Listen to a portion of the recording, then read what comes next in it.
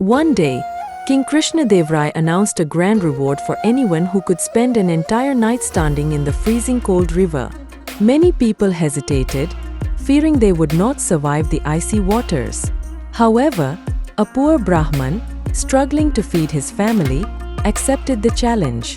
He stood waist-deep in the freezing river all night, shivering but determined to win the prize. The next morning, he successfully completed the challenge and appeared before the king to claim his reward. But a jealous minister in the court didn't want the Brahman to receive the prize. He tricked the king, saying, "Your Majesty, he survived not because of his bravery, but because he was warmed by the distant light from the palace torch. He does not deserve the reward." The king, believing the minister's words, denied the reward to the poor Brahman. The Brahman, heartbroken, told Tenali Raman about the unfair decision. Tenali, known for his intelligence, decided to teach the king a lesson. The next day, Tenali invited the king and his courtiers for a grand feast at his home. They arrived eagerly, expecting a lavish meal.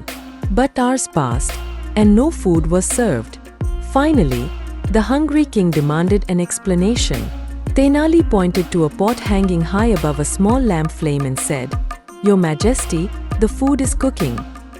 The king laughed and said, "How can a small lamp at such a distance cook the food?"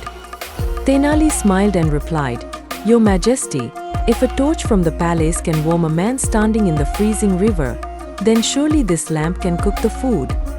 Realizing his mistake, the king burst into laughter and rewarded the poor Brahman for his courage. The minister, embarrassed, kept silent, and once again, Tenali's wit saved the day.